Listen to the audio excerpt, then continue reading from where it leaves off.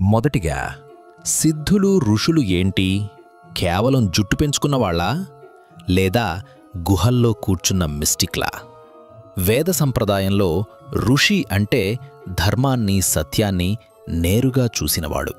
సిద్ధి అంటే అద్భుతం కాదురా, దీర్ఘకాల సాధన ధ్యానం తపస్సు వల్ల శరీరం మనస్సు ప్రాణం మీద వచ్చే మాస్టరీ.